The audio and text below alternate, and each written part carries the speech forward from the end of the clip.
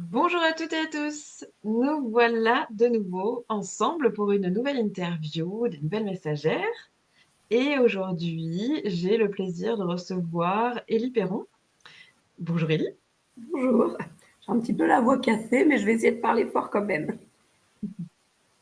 Donc Élie, toi, tu es formatrice en massage équin et tu tiens aussi une pension de chevaux. Et aujourd'hui, tu viens nous parler de ce qui t'anime, de ton message et aussi de ton parcours pour pouvoir inspirer. Et une de tes grandes motivations pour le faire, c'est de diffuser ce message que tout est réalisable, tout est possible. Toi, tu crois profondément que tout est possible. C'est ça. Avant de rentrer dans la profondeur de ce message-là, pour nous situer un petit peu, nous donner un petit peu le paysage, est-ce que tu peux nous parler un petit peu bah, de ce que tu fais aujourd'hui et peut-être de pourquoi tu en arrives à avoir envie de porter ce message-là, de le diffuser, et pourquoi c'est important pour toi ça. Alors moi là aujourd'hui, en plus de ma pension de propriétaire, j'organise des formations pour les futurs masseurs à visée bien-être pour les chevaux, parce que je suis également masseur et j'ai toujours aimé transmettre. Et je me rends compte qu'il y a beaucoup de gens qui se freinent sur leur futur professionnel, leur orientation. Et ça, c'est quelque chose que je n'ai jamais eu, peut-être au grand désespoir de mes parents.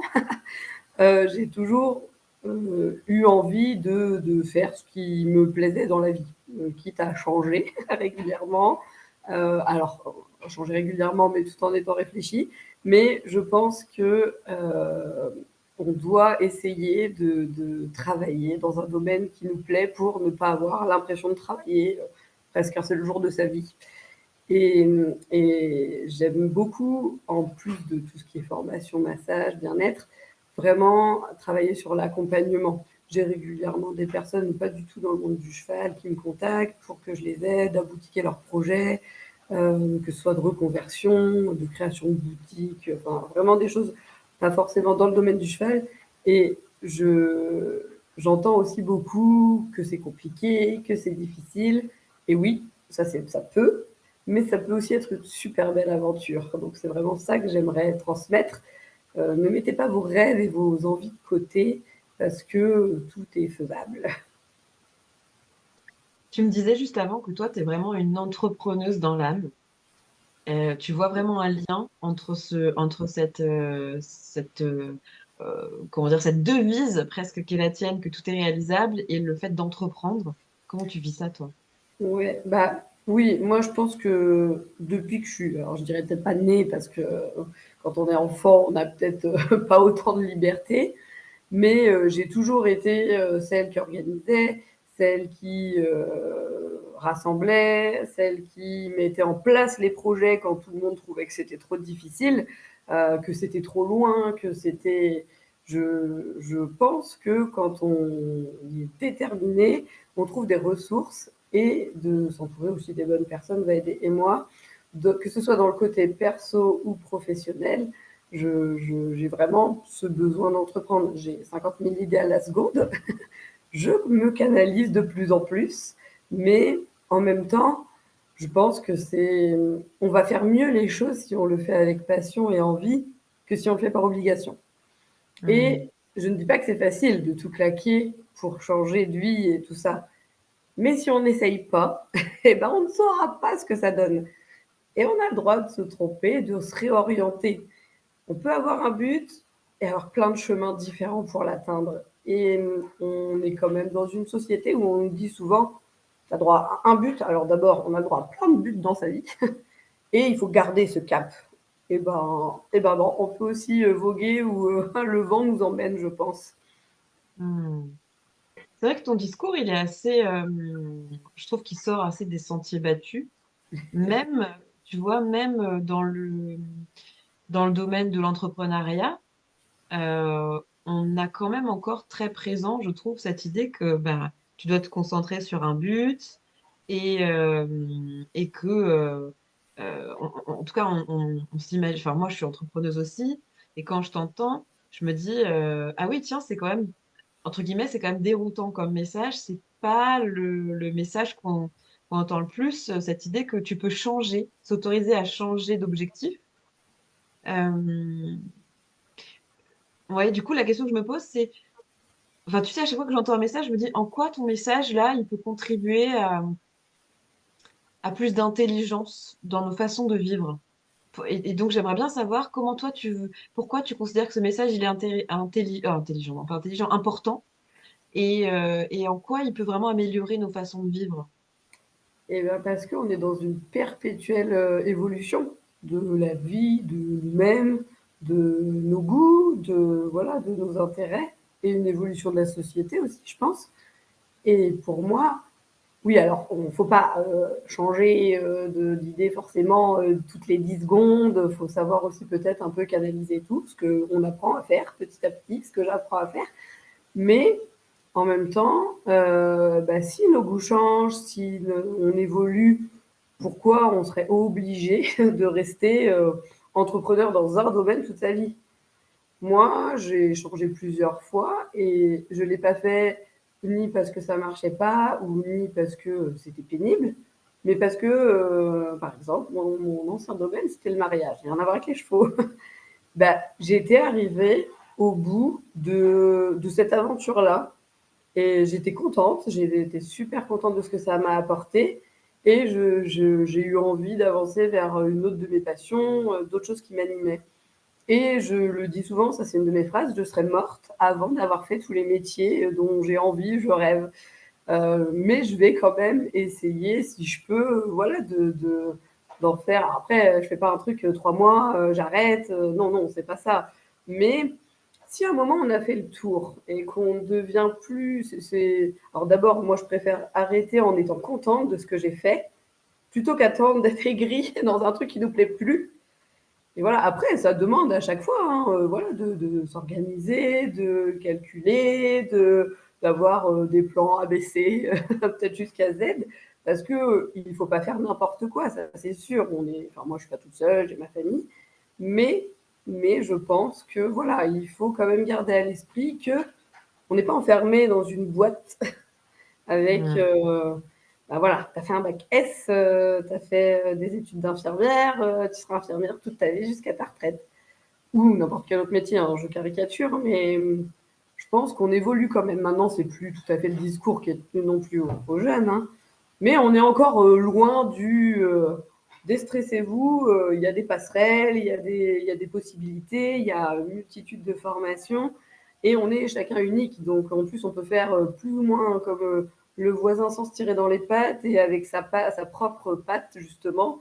Moi, je rêve un peu du monde de bisounours où tout le monde travaille en harmonie et pas en concurrence. On n'y est pas encore, mais on y travaille. Mes élèves, on doit attirer les personnes qui nous correspondent aussi, hein, sont vraiment dans le même état d'esprit que moi, et ça, je trouve ça super parce que bah, moi, j'ai des élèves qui se sont inscrits, enfin, qui habitaient près de chez moi. J'allais pas les refuser parce qu'ils habitaient près de chez moi, quoi. Et voilà, il y a de la place pour tout le monde. Hum. D'après toi, qu'est-ce qui peut nous permettre de... Parce que du coup, je situe un peu le contexte de la question qui me vient. Là, tu donnes l'exemple de, pour toi, c'est pas un frein de freiner des personnes qui vont être des futurs professionnels qui pratiquent du coup le même métier que toi, quelque part, le fait de faire du massage équin, et qui soient près de chez toi. Et donc, comme tu dis, quelque part, là, tu crées de la concurrence. Mm. Si on regarde les choses sous l'angle du paradigme qu'on nous a Mm. inculqué jusque-là. Et je trouve ça très intéressant et très précieux d'avoir des clés pour changer ce paradigme-là, parce que moi, personnellement, je crois aussi vraiment qu'on peut envisager les choses sous un angle où on ne se tire pas dans les pattes, comme tu dis, et où il y a de la place pour chacun, pour la manière de faire de chacun. Et j'aimerais beaucoup que tu puisses nous partager, selon toi, qu'est-ce qui permet, soit dans des ressources d'état d'esprit, soit dans la façon de fonctionner, qu'est-ce qui permet qu'on puisse créer son activité alors qu'il y a peut-être des concurrents à nous proches, mais qu'on puisse le faire en se sentant serein et en se sentant légitime et en n'ayant pas l'impression de voler la place de quelqu'un d'autre. Enfin, tu vois, avec cet autre paradigme de collaboration, il y a de la place pour tout le monde. C'est quoi les Ah clés bah, de la... Ouais, c'est ça. J'allais te dire, moi, j'aime pas trop parler de concurrence. Pour moi, c'est vraiment plus important de parler de collaboration. Parce que, au contraire, au lieu de se tirer dans les pattes, on pourrait tellement mutualiser les compétences de chacun pour faire des choses, même à plusieurs, en commun. Moi, j'anime des ateliers avec des collègues qui font la même chose que moi. Et on partage les bénéfices.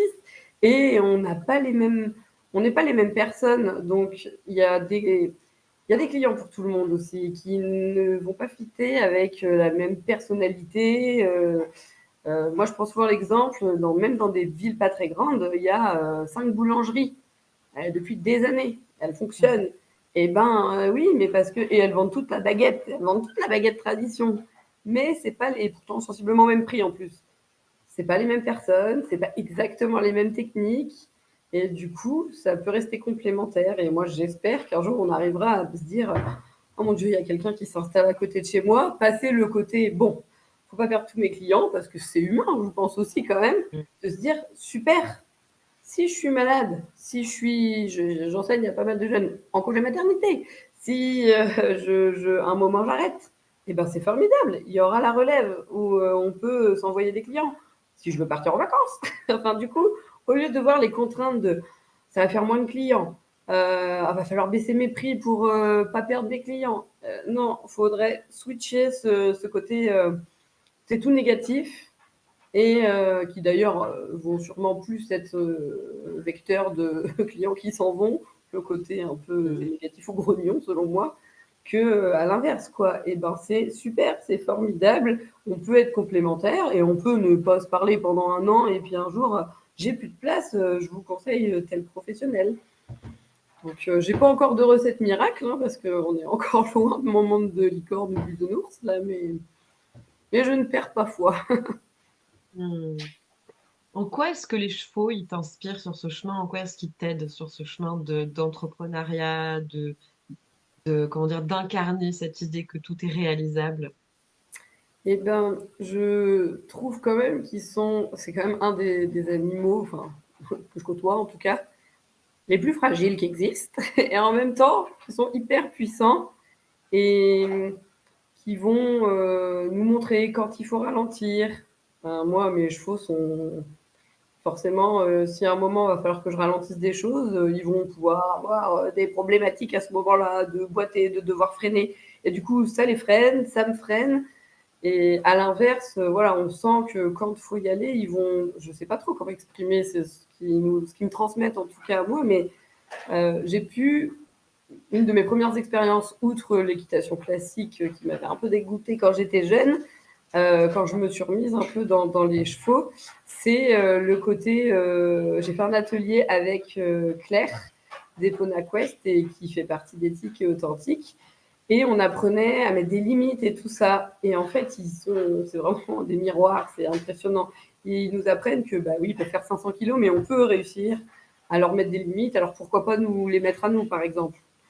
Et inversement, à nous dépasser. Ouais, j'ai un peu de mal à décrire comment ils m'inspirent, mais on peut les regarder.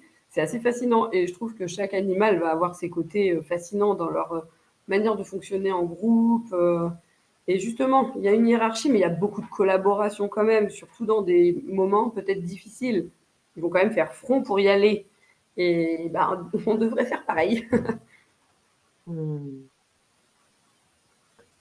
Oui, peut-être que au-delà de comment ils t'inspirent, c'est ça ce que j'ai envie qu'on puisse sentir, là, que tu puisses nous partager, c'est comment ton expérience avec les chevaux, parce que du coup, ça fait quand même longtemps que tu côtoies les chevaux. Oui, Comme oui, tu quand dis, même. ton parcours avec eux n'a pas commencé là avec ton dernier métier. Non. Euh, et voilà, et du coup, un parcours avec les chevaux, c'est toujours, ça nous amène toujours à des expériences qui peuvent être agréables ou pas, mais des expériences fortes dans nos constructions, dans notre façon de voir la vie. Et donc, je me demandais si les chevaux, si ton vécu avec eux avait contribué d'une manière ou d'une autre à la façon dont aujourd'hui tu navigues dans ta vie et tu fais tes choix, etc. Tu vois.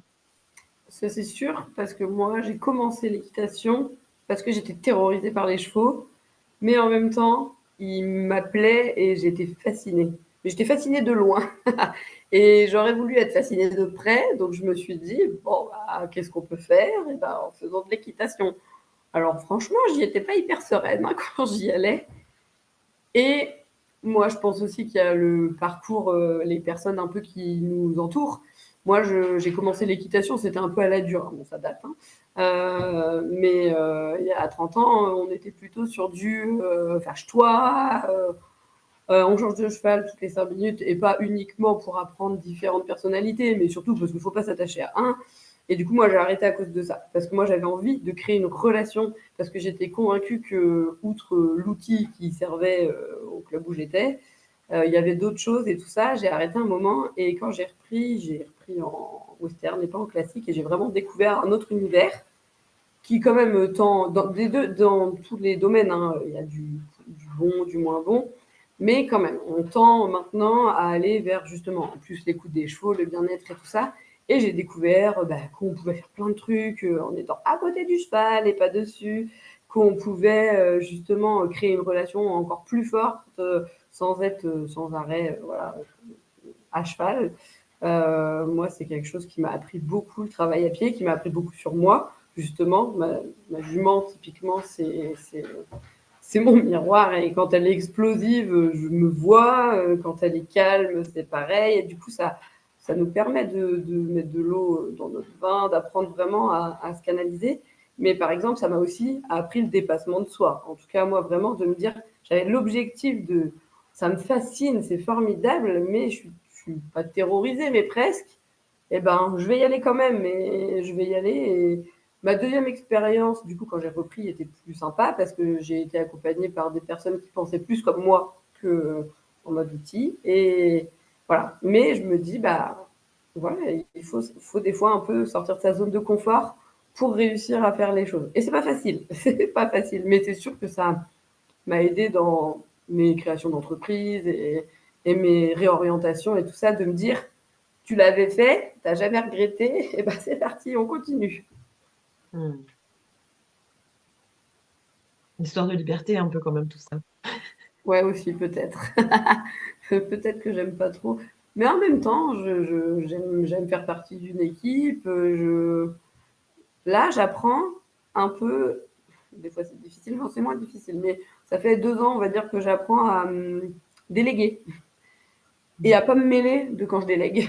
Parce que ça, c'est quelque chose qui est difficile quand on aime organiser et puis un peu tout chapeauter.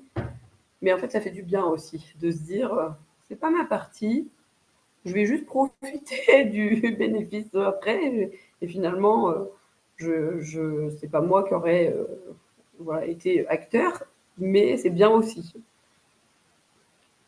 Ça m'évoque aussi vraiment une des caractéristiques des chevaux que je trouve très inspirante. Mm. Tu parlais tout à l'heure de collaboration, ça en fait partie. C'est ce mélange entre collaboration, leadership, mais qui soit pas un leadership euh, chevillé à l'ego, en fait, où on va estimer notre valeur par rapport au pouvoir qu'on peut exercer sur les autres. Les Mm. chevaux ne fonctionnent pas comme ça. Et effectivement, dans le fait de déléguer, ça demande vraiment une forme de lâcher prise pour pas Mm. être la personne qui délègue, mais qui finalement n'arrive pas à lâcher le morceau et qui fait pas confiance aux personnes et qui du coup ne bénéficie même pas du fait d'avoir délégué quand on fait ça. Donc c'est, oui, je trouve que là aussi, les chevaux peuvent encore être très inspirants. Mm. À ce Ça niveau-là. fait. Par rapport au, qu'est-ce qui t'a amené, j'aimerais bien savoir qu'est-ce qui t'a amené au massage équin parmi tout ton parcours. Alors, j'ai fait une formation de naturopathie équine, d'abord pour mes chevaux et pour ma jument qui avait des petits soucis. Et quand j'ai fait cette formation, je me suis dit, OK, je veux travailler dans le bien-être équin, ça c'est une certitude. Donc j'ai quand même commencé vraiment sur ce volet-là. Et très très vite, j'ai continué. Je trouve enfin moi, si je pouvais, je ferais que ça me formait toute ma vie, je crois. Me suis formée sur des techniques de massage relaxantes, sportives et tout ça. Et le première initiation de massage que j'ai fait, je me suis dit, OK, je veux faire ça encore plus que tout.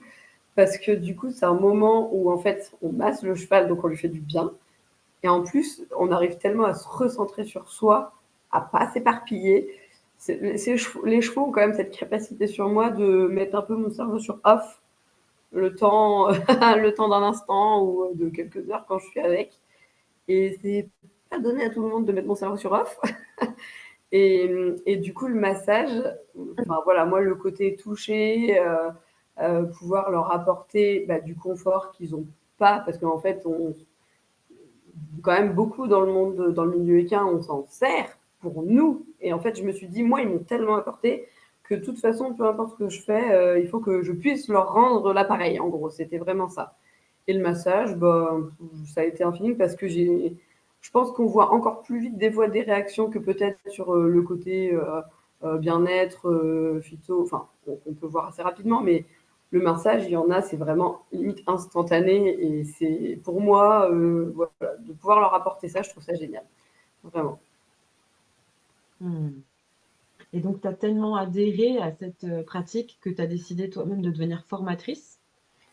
Oui, et puis aussi parce que je trouvais pas vraiment de formation qui englobait tout, enfin, englober tout sans. Je trouve qu'il faut pas prendre la place d'un professionnel qui est spécialisé dans une partie, mais du coup, souvent, c'est formé sur des techniques particulières, mais je trouvais qu'il manquait aussi une partie où on avait un œil sur ce que faisaient les autres professionnels avec qui on allait collaborer. Et c'est un peu ça que j'ai cherché à mettre en place là, depuis 2 ans. Donc, je travaille en partenariat avec plein d'autres professionnels, en fait. J'ai délégué ma partie alimentation à quelqu'un qui était voilà, plus expérimenté que moi, toujours en veille. Donc la partie massage, évidemment, je la garde. La partie bien-être, j'en fais en partie, mais voilà, j'ai pu rencontrer une phytothérapeute, herboriste.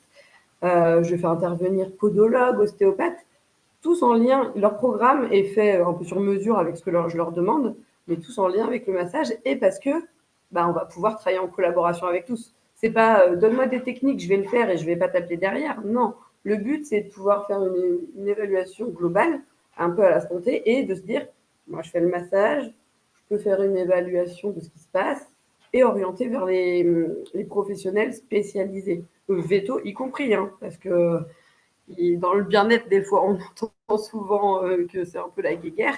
Moi, je travaille de concert avec les vétérinaires et je trouve que c'est hyper important. Tous les professionnels ont leur rôle à jouer. Donc, encore une fois, pourquoi pas faire un truc plus complet en emmenant tout le monde dans mon train. Hmm. À qui ça s'adresse ta formation?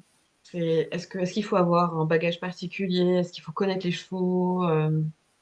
Alors, Qui... pas forcément, parce que je pars du principe que tout s'apprend.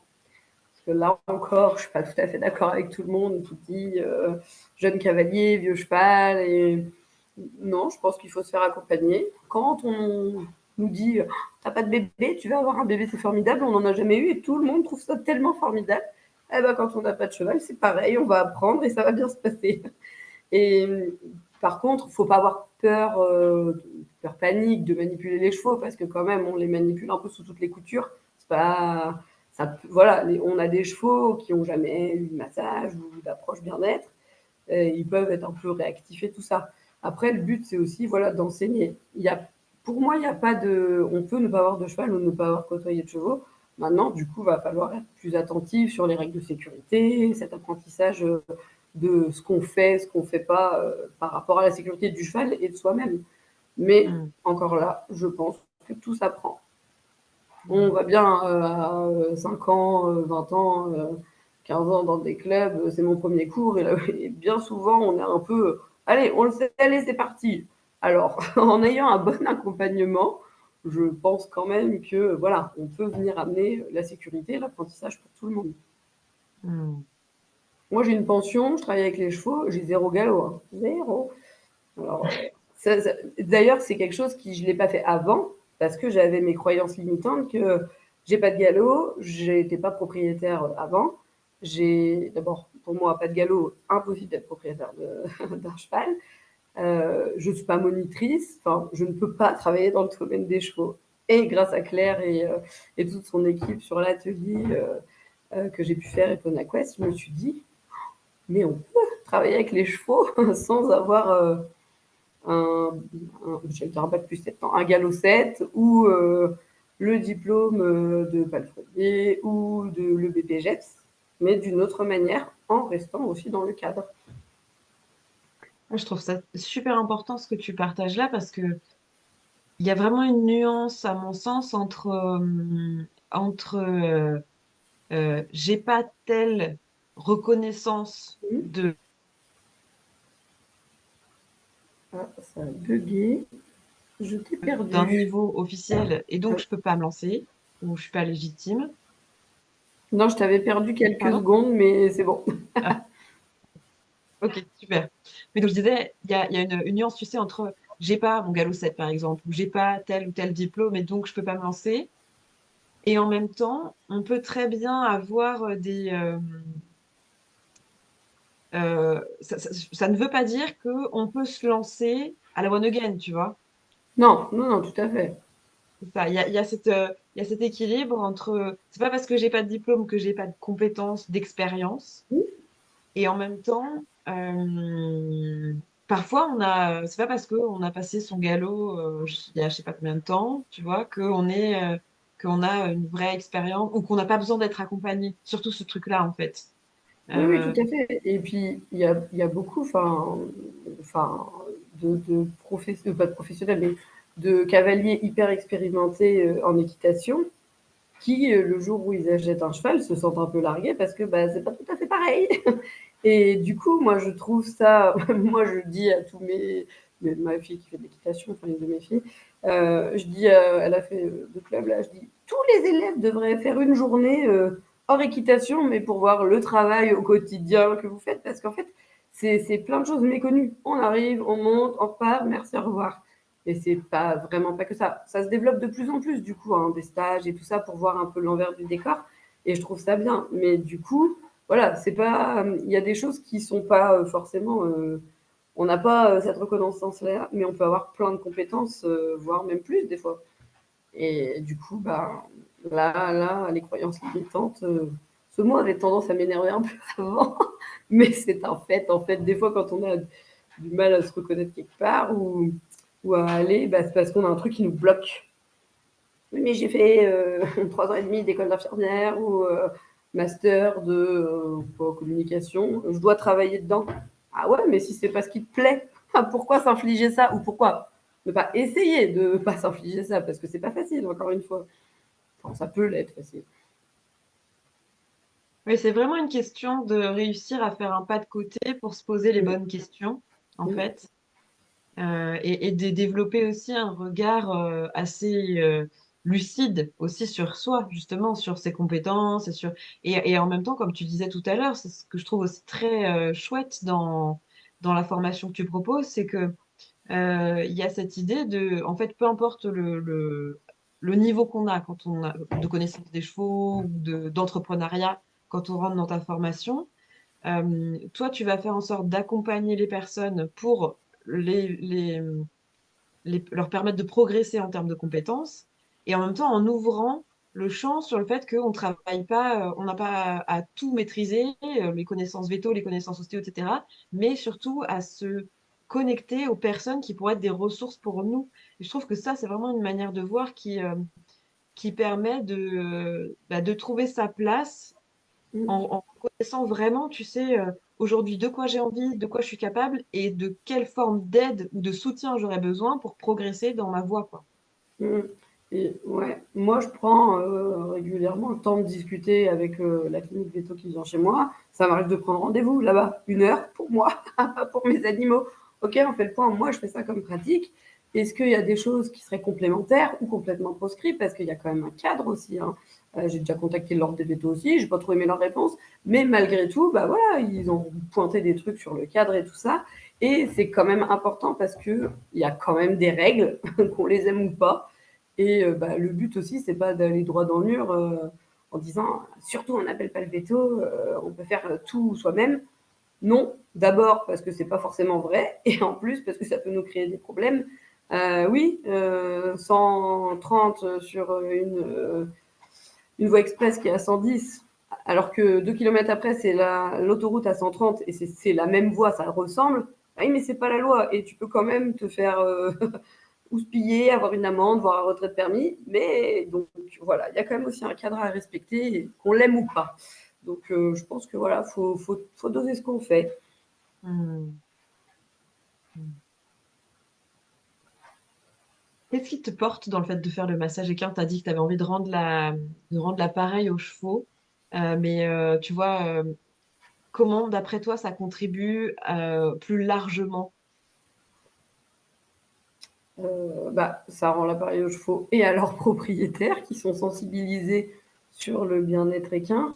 Alors moi, j'ai plus voilà, une clientèle, on va dire, loisir, parce que c'est mon choix, même si je suis formée au massage sportif et j'en ai fait un petit peu. Mais je trouve que dans tous les cas, on va planter des petites graines sur le bien-être et des choses simples qu'on peut faire.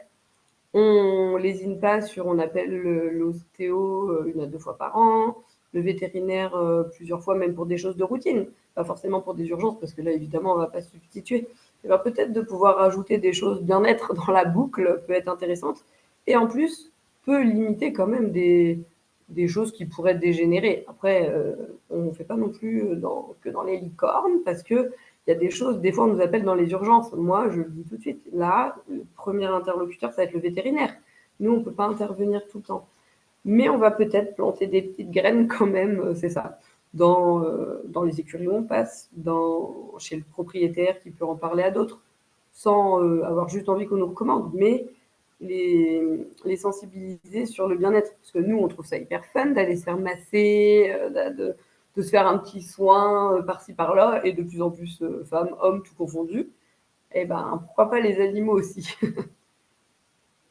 Hmm. Oui. Est-ce que tu aurais envie de rajouter quelque chose, Ellie? Ben, à part que je continue de crier haut et fort, essayez de faire quelque chose qui vous plaît dans votre vie, même si on ne change pas du jour au lendemain. On se dit pas, ça peut prendre quelques semaines, quelques mois. Mais quand la machine est lancée, et de s'entourer aussi des bonnes personnes, parce que des fois, on peut avoir la capacité et l'énergie de le faire plus ou moins toute seule. Mais il y a aussi maintenant pas mal de choses qui se font. On peut être entouré par des personnes qui ont vécu la même chose et tout ça. Et ça va vraiment donner une autre dimension au changement. Mais en tout cas, n'ayez pas peur du changement en général. C'est une chouette aventure. Hmm. Génial. Merci beaucoup. Eh ben, merci à toi. Merci pour ces chouettes mots encourageants. Et bah, du coup, j'ai envie quand même de te poser une dernière question. Qu'est-ce que tu dirais à quelqu'un qui peut-être aurait envie de devenir masseur équin ou autre chose et qui hésite? Aujourd'hui, tu lui dirais quoi? Qu'est-ce qui pourrait, d'après toi, l'aider, lui faire le déclic ou... Moi, je dirais fonce, mais des fois, c'est pas si facile que ça de foncer. Ouais. Mais je dirais, on fait pas les choses en fonçant tête baissée. Et moi, quand j'ai fait mes... Alors, je ne tergiverse pas 150 ans quand j'ai une idée ou quelque chose. Mais derrière, hein, nous, on voit le sommet de l'iceberg, elle y va, elle fonce. Mais il y a plan B, plan C, route de secours. Enfin, voilà, il y a quand même... Donc, je dirais de pas y aller tête baissée, mais d'essayer d'y aller et de pouvoir échanger avec des personnes dans le domaine qui est ciblé pour voilà, partager ses expériences. Il y en a quand même de plus en plus qui ouvrent leurs expériences sans se dire ah, ils vont piquer mon travail. Donc n'abandonnez pas et voilà, parce que foncez. Hmm. Merci beaucoup, Ellie. Merci Et ben, merci.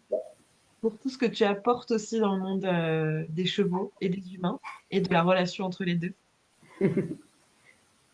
Au plaisir de partager Bah, oui, encore oui. avec Bah oui, bah merci aussi, merci à toi pour ton accueil et puis bah, je te retourne le compliment parce que tu apportes beaucoup de choses aussi et tu ouvres aussi de nouvelles perspectives et ça c'est super.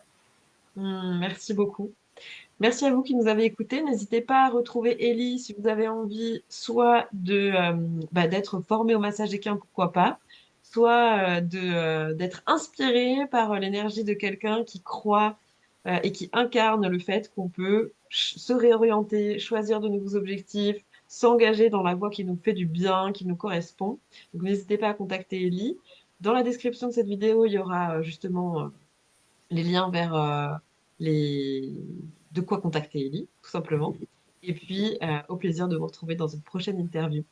Bye bye!